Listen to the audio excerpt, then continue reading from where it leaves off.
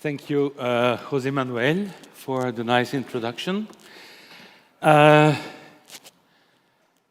know, in a way, Enrico and myself, we are an odd couple. He's trying to put some order into that world of publishing. My role is now to confuse you again, and I will try hard to be successful in this. Last week, I found myself in a wonderful little bar in Rome, which had the really good name 404, name not found. And the decoration of the bar here was books, or not exactly books, but just the back covers of books. And suddenly it occurred to me that is a good symbol, because we have one way of how we think of books, and that's the covers like this. But there is a much more diverse universe where the names are not always easy to be found. And that's the one angle that I'm trying to explore in my presentation. And the other one is obviously that this does not only apply to books, but also to the many ways how people are writing, authoring, creating today, what then is sold and consumed under the label of books. And that is much wider than what we bear in mind normally. Mike Schatzkin, you know, the New York-based guru of everyone who is in consultancy in the book business,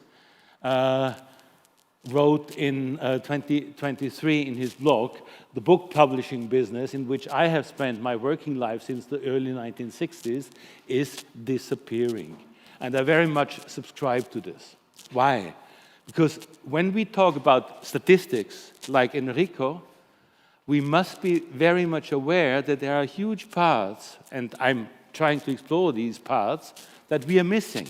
The statistics that we have are very often missing big parts. Also, how do we define a book? It's not so simple, as I will try to explain, but it matters. For instance, just to give you one example, self-publishing.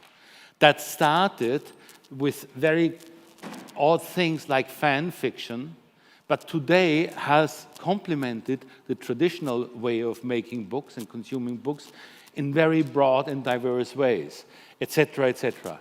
Webtoons, which our kids have on their phones in serialized narration, is, in a way, as I will try to convince you, part of the book business, but it escapes totally all the data that we have, etc. And the big question is, of course, how big are these parts that we are missing? And I'm trying to come up with a few estimates. First of 4 chapters is, what are these new circuits that connect authors with their audience? Publishers Weekly released the annual bestseller list for the USA in 2023, and guess what? 22% of all unit sales, so not the turnover, but the number of copies consumed, came from one author, Colin Hoover, and another 12%, so 1/3 of the entire cake of the top 10 bestseller lists, 1/3 came from just 2 authors, both women, and both in a mix of self-publishing and using the big brands of the established publishing industry for their success. Colin Hoover, who was, I was really laughing when Madeleine yesterday started her talk, she had the same approaches, the same examples like Colin Hoover that I had chosen, as if we were in a secret conversation where we had adjusted our talks before the conference. Why is Colin Hoover so important? Because not only she's selling an enormous lot of books, but also she's an enterprise, a little bit, she's the Taylor Swift of the book business. Yeah? It's an entire universe, and she, as the author, is in control, not the publishers, not the retailer, not the agent. It's Mrs. Hoover who is in charge. Yeah? A few days ago, Bloomsbury, the British Harry Potter publisher, released their annual data for 2023, and guess what? Again, one author, Sarah Maas, is responsible for a huge growth in the entire company of Bloomsbury Publishing. Yeah, and that's a major British publisher in the meantime. So even the traditional publishers have started to understand that they need to dive into these new ways. In Germany, when you look at the bestseller list of the Spiegel, which is the most authoritative bestseller list that we have in Germany and in the German language, the world seems still to be in order. You have the same publishing brands as always. And you would think, oh, all these crazy new things are just a propriety of the English language markets. They've always been a little bit weirder. It's not true, because consumption of books today includes libraries, e-book and audiobook, borrowing, lending from libraries, and it includes, as you have heard, the very fast-growing audiobook market. And if we dive into the bestsellers of these segments, we see the same kinds of authors, and again, we see in the publishers responsible for these digital success stories, partly non-traditional brands like Audible from Amazon, but also specialized, genre-based, genre-driven imprints that were created by traditional publishers to take their share from the new cake. Some time ago, I had a unique opportunity because the German data company Media Control, which is the Nielsen for the German language book markets, allowed me to access their data. And normally that's very expensive and not affordable for such a research exercise. And I tried to understand what was really happening in German book sales in a long-term perspective. So I took the unit sales to take out inflation, to have real consistent data, the unit sales of the top 1,000 annual best-selling titles. So the top 1,000, that's the part where the business is going on, and tried to see how that number was evolving. And guess what? We see a continuous decline year over year over year. The pandemic didn't really impact very strongly in that. And we also see that the very top segment, the top 10 among the top 1,000, is rather shrinking, and the backlist is more robust and slightly growing. And we see similar indicators also for other markets. So that reverses a little bit how we normally, by just focusing on the sales, the revenue data, this reverses a little bit that concept. Between 2019 and 2023, that was not ending that decline by the year of the pandemic, 2020.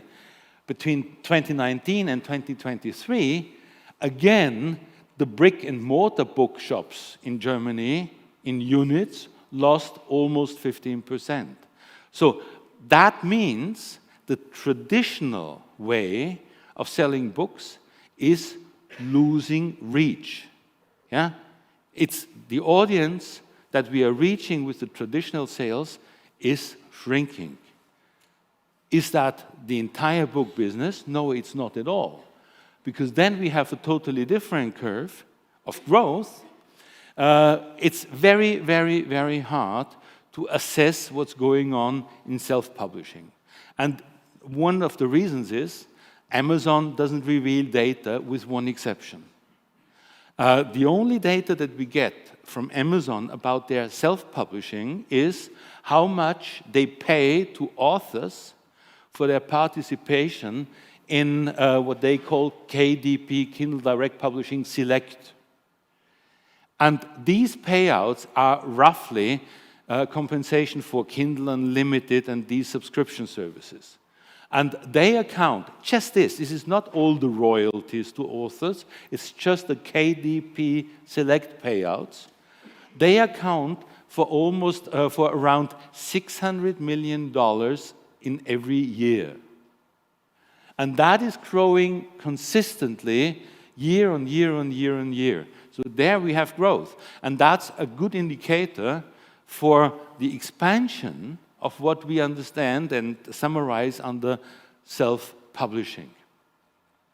So when you try, and that's the real confusion part, when you try to aggregate the insights, not the data because they are not really comparable, but the insights from what Enrico just told us and what I figured out in my patchwork, then we see it's a really complicated mix where you have nominal turnover, Enrico's figures, then you have unit sales, where the rising prices are not really relevant, and then you have inflation. And that produces a very complicated picture where you can not easily find one storyline. What you can, however, and that's my second chapter, is to try to portray the structures, the patterns of the book consumption. And that's what I'm trying to do in the second chapter. The title of my talk is Publishing Beyond Publishers, where the traditional linear model, author goes to the publisher, who is the gatekeeper, who brings the books to the retailer, and then they come to the consumer, where that is changed. This is what we summarize with beyond. And one of the catchphrases is, now here, it's not about the publishers and the producers anymore, it's about the audience. It's very much about the audience. And from the audience point of view, we see suddenly very different models of doing that business, competing and coexisting. Not one, but many ways. Also, the consumer habits have changed. The smartphone has transformed very much. Among other things, not only how we read certain texts, but how we communicate about text and books. Self-publishing, as I just emphasized, has been very impactful. The consumers can be very versatile in how they choose 1 minute or the other minute to access a book. Young people between 15, 16, and 25 have no problem to watch mangas, serialized narration on their phones, and then read a thick 1,000 pages paper book, which they promote on TikTok. That all is the new world. And therefore, in this new world, it's about the audience and it's about platforms. The platforms are bringing all these different models together, and the platforms are the interface with the audience. As a result, that impacts the entire value chain because every bit, every step is feeling some impact from these two factors. And the result is that we have seen numerous new players in that field, like the Tonys, a German-based startup, which is targeting the 2-year-olds to 6 or 8-year-olds, a crazy idea when they started, and as we will see, a very successful idea.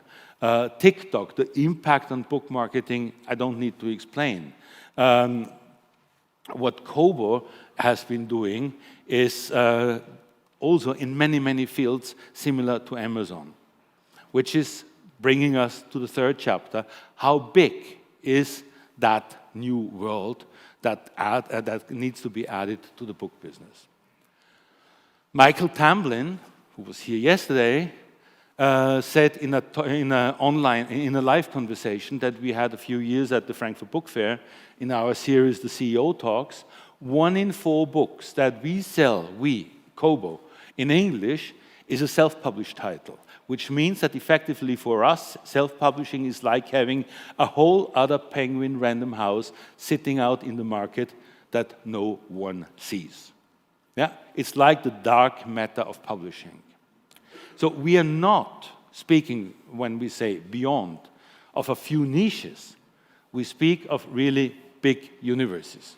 And you see that the big platforms have really become differentiated, complex ecosystems. They are not just one company. Amazon, we have to look at Amazon Publishing, at Kindle Direct Publishing, at Audible, where you have unique audiobook originals. Now, recently, Amazon released the number 40,000 new audiobook titles have been in their have come to their catalog, not pirated, legal audiobooks produced with AI. 40,000 new titles. That's a lot. A similar picture at Rakuten Kobo, where you have a bookstore, an e-book store, a subscription service, self-publishing, etc. So when we try to go into the numbers and estimate or look at the finance annual reports of these companies, we need to start with Amazon. As I said, Amazon doesn't reveal, with the one exception, any significant numbers. But together with a colleague and friend, Thad McGilroy, who is the founder of a website and service called thefutureofpublishing.com, he sits in San Francisco, we tried to make an estimate. Amazon Publishing might have a global turnover of $100 million. That's not so big. But Kindle Unlimited, which is the self-publishing part, might be about $2 billion per year in turnover. And that's creation, that's publishing. And the Kindle, that's distribution and publishing.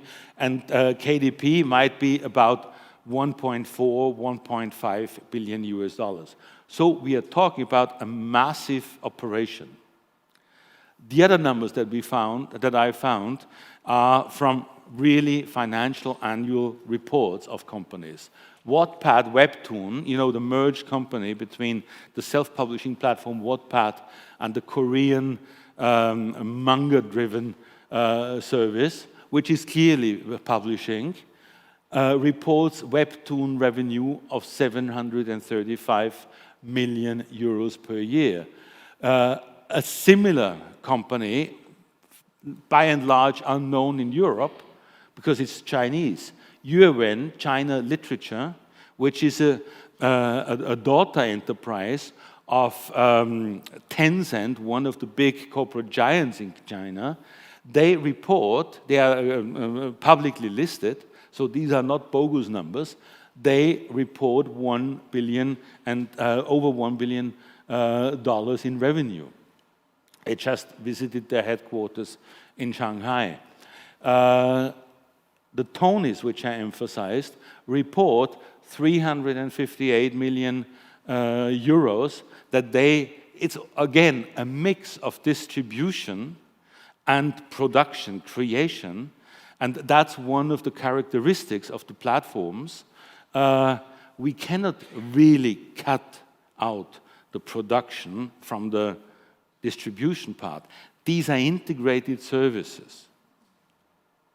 And Storytel, the Scandinavian audiobook company, recently reported 310 million, again, in such an amalgamation of production, distribution, etc., etc.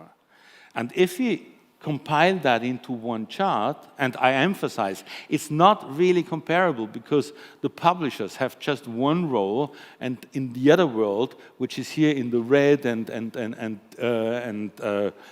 purple tones and brown, they are amalgamating all the different steps of the value chain.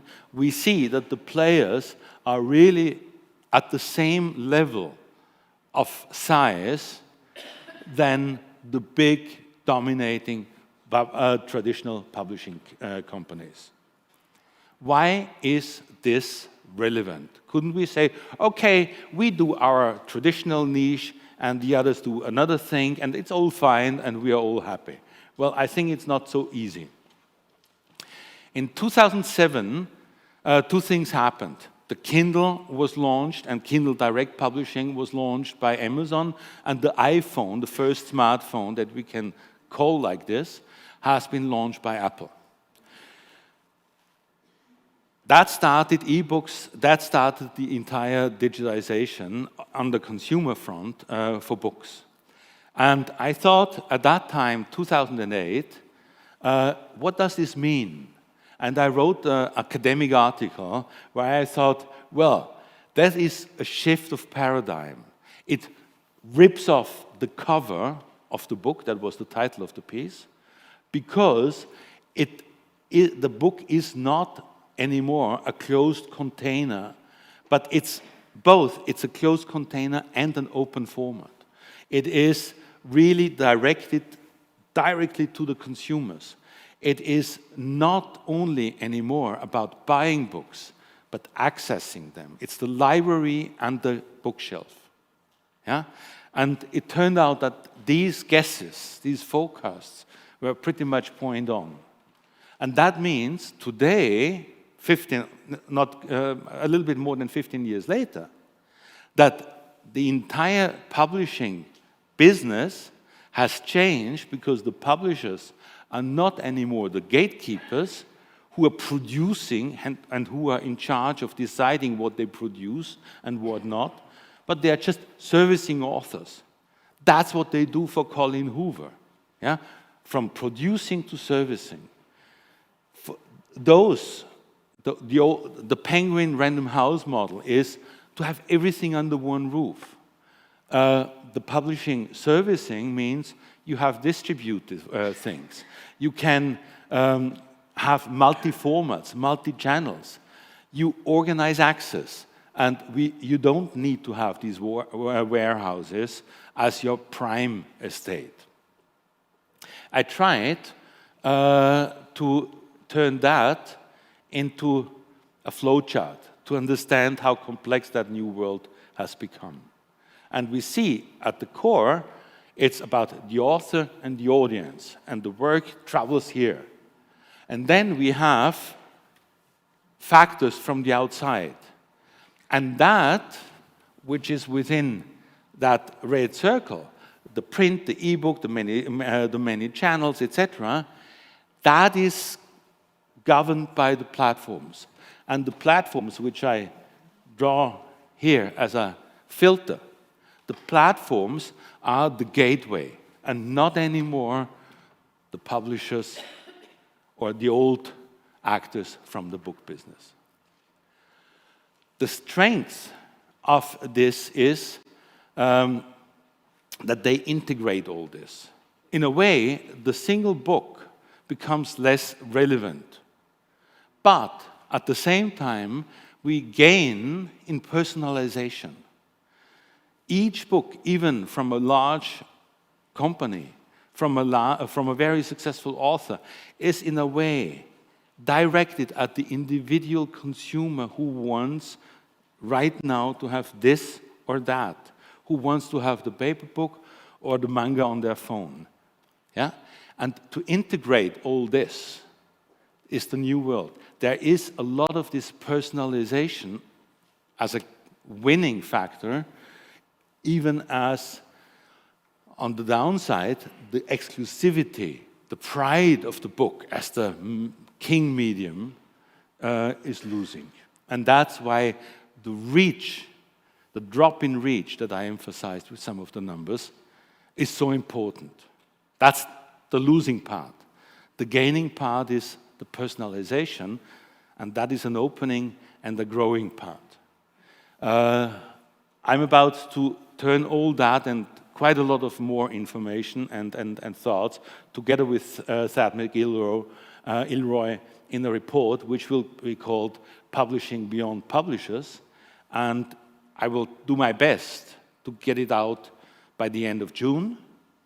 That's a little bit of a ride, I must say, because when I started to work on this, that was almost 2 years ago, I was compiling my global ranking of the largest publishing companies and suddenly said, oh gosh, all that is not represented in that publishing ranking, which is supposed to portray the largest players in the industry. So I need to research this. And I thought, okay, I spent perhaps 4 months, perhaps 6 months to research this, and then I do a little report. No, it took me 2 years and a lot of support from other people, but now I'm prepared to do this. If you're interested, subscribe to our newsletter, write me an email, and by the end of the month, that hopefully will be available. Thank you very much.